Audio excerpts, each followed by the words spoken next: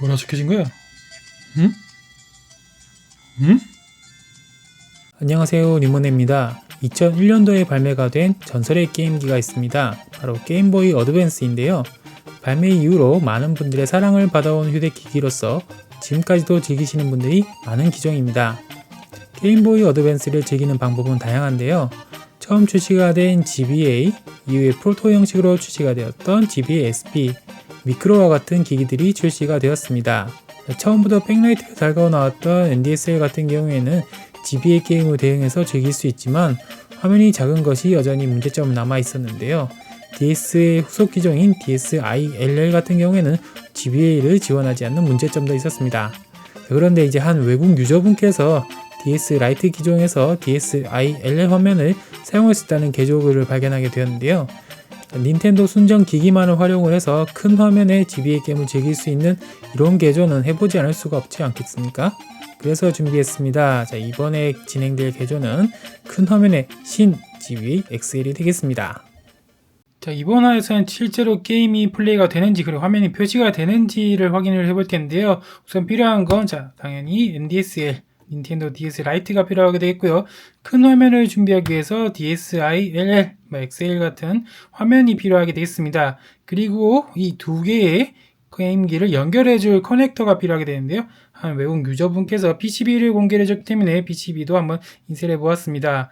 이번 개조에 있어서 가장 큰 난관이라고 생각되는 부분이 바로 이 부분이 되겠는데요. 상당히 이제 좁은 부분에 아주 많은 피치의 핀을 연결해 줘야 되는데 납땜이 정말 쉽지 않습니다. 아주 좁기 때문에 이 부분 납땜하는 것이 상당히 어려운 작업이 되겠고요. 혹시 납땜이 익숙하지 않으신 분들은 주변에 납땜이 정말 잘하시는 분도 있다면 한번 부탁을 해보는 것도 방법이지 않을까 생각이 듭니다. 이제 PCB에 커넥터를 연결해 줄까 합니다. PCB에 이 커넥터들 사이가 조금 더 넓었으면 손으로 납땜하는 것도 크게 문제는 없었을 거라 생각이 드는데요. 두 개의 핀이 너무 좁기 때문에 하나하나 이제 납땜하기는 조금 어려움이 있어서 이번에는 히팅 테이블을 활용해 볼까 합니다. 그래서 납을 올리고요.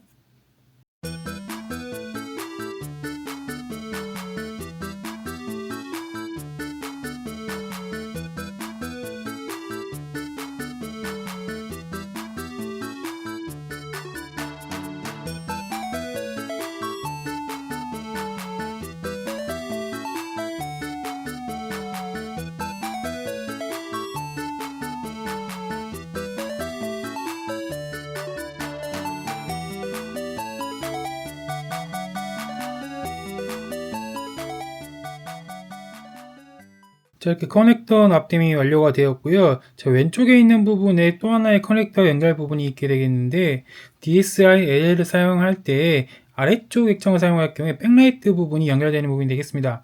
상단 부분을 연결하게 되면 별도의 이제 백라이트 연결되는 케이블이 없기 때문에 이 상태로도 그대로 연결이 가능할 거라고 보고 있고요. 자, 이제부터 DS 라이트와 DSi-LL을 분해를 해서 연결을 한번 해보도록 하겠습니다. 자, 제가 이번 개조를 위해서 구입을 한 정크 DS가 되겠는데요. 이 정크 DS 같은 경우 현재 어떤 문제가 있는지 한번 확인해 봤는데 터치 불량이 있었습니다. 그래서 멋대로 이렇게 인식이 되어서 마음대로 글씨가 써지고 있는 모습을 보여주고 있는데요. 자, 이런 식으로 누르지 않은 부분이 막 눌려져 있다는 부분이 알 수 있고요. 대략 약 이 부분 정도가 눌려지고 있는 것 같이 보이네요. 이대로 이제 DS를 사용하는 건 좀 어렵기 때문에 이참에 이 DS를 좀 더 큰 GBA XL로 변신을 시켜보도록 하겠습니다.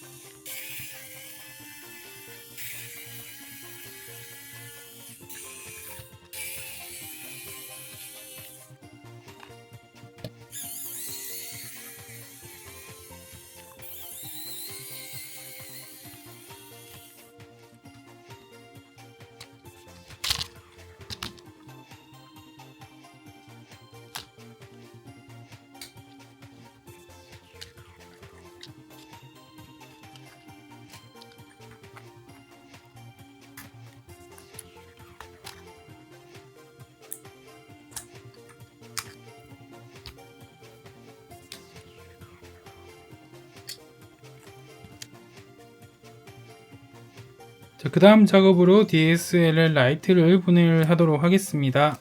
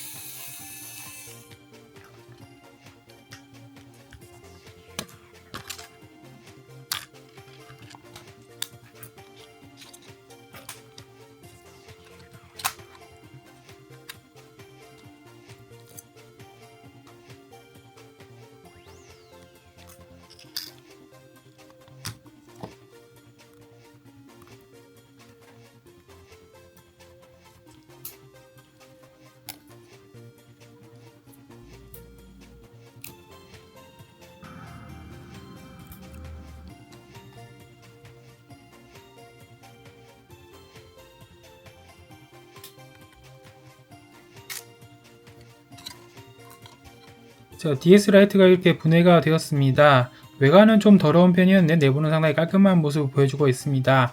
연결 커넥터 부분에 있어서 백라이트가 연결되는 4핀 커넥터가 제가 없다라고 설명을 드렸는데 DS 라이트 뒷부분에 터치 센서 연결되는 부분이 똑같은 형태의 커넥터를 사용하고 있습니다. 그래서 저는 어차피 GBA 게임을 할 때 터치 센서는 필요 없기 때문에 여기서 커넥터를 이식을 시켜줄까 합니다.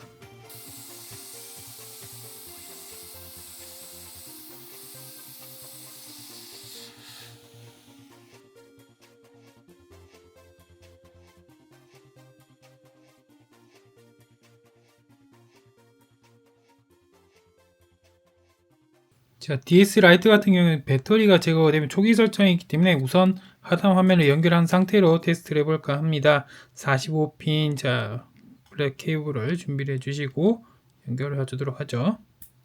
자, 상단 부분에 이렇게 연결이 되었고요. 그리고 DS 라이트 같은 경우에는 아직 분해가 되진 않았는데 간단하게 확인을 하기 위해서는 이 상태로도 테스트가 되기 때문에 자, 커넥터 부분을 연결해 주도록 하겠습니다.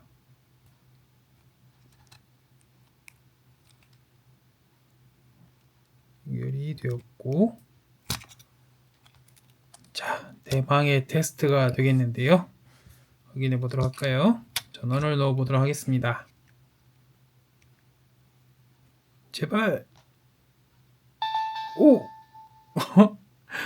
DS 라이트 화면이 표시가 되었죠. 초기 설정 화면이 표시가 되었는데, 오, DS 라이트에서 이렇게 큰 DSIR 화면이 표시가 된다는 거 확인되었습니다. 정말 화면이 크게 되는데요.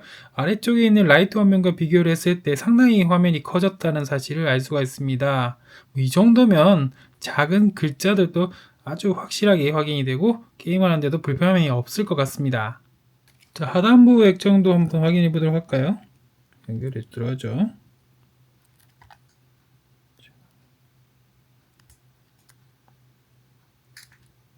자, 우측에 맞춰서 케이블을 삽입을 해줍니다. 그리고 백라이트 부분도 연결해 줘야 되겠죠. 백라이트가 연결이 되지 않으면 이제 화면이 출력이 되지 않기 때문에 반드시 연결해 줘야 되는 부분이 되겠습니다. 사실 이제 백라이트 자체로 액정이 삽입이 되었다든지 제대로 연결이 되었는지 확인하고 있기 때문에 백라이트 부분은 꼭 연결이 되어야 됩니다. 전원을 넣어 보도록 하겠습니다. 이번엔 켜져야 될 텐데요. 제발. 오. 화면이 표시가 되었는데요. 상단 부분이 아까 확인되었던 것과 마찬가지로 하단 부분 액정 활용을 해서도 이렇게 사용할 수 있다는 부분이 확인되었습니다. 자, 그렇다면 상단 하단 활용을 해서 DS 라이트만 2개가 있다면 2개 정도 만들어 볼 수 있게 되겠네요. 자, DSIL 화면을 상단과 하단 두 부분을 사용할 수 있게 되는데요. 개인적으로 봤을 때 상단 화면을 사용하는 게 조금 더 좋지 않을까 생각이 드는 게 스피커로 그대로 사용할 수 있고 백라이트 연결한 부분도 연결하지 않아도 이렇게 출력이 되기 때문에 좀 더 편하게 개조가 가능할 것 같습니다. 자, 이번 개조를 하게 되면서 가장 걱정했던 부분은 아무래도 화질이 되지 않을까 생각했는데요. GBA보다 훨씬 더 큰 화면이기 때문에 좀 선명하지 않은 화면이 출력이 된다면 이것 또한 개조를 했을 때 의미가 없지 않을까 이런 걱정을 많이 하게 되었습니다. 그런데 실제로 이 화면을 보게 되니 정말 감탄할 만한 수준입니다. 정말 깔끔하게 나오고 있고요. 이건 이제 영상으로 전해드리고 싶은 만큼 전해질지 모르겠는데 이건 정말 실제로 본 사람들은 만족할 만한 그런 화질이 되는 것 같습니다. 사운드도 이제 DS 라이트보다 훨씬 더 크게 출력이 되는 것 같고요. 개조를 했을 때 정말 대박이라는 그런 개조가 될 것 같습니다. 자, 화면이 출력이 되는 것이 확인이 되었기 때문에 그 다음 단계로 본격적으로 휴대용 게임기를 만들기 위해서 3D 프린터 설계를 하고 출력을 해볼까 합니다. 이후에 이어지는 2부를 기대해 주시길 바라겠고요. 시청 감사합니다.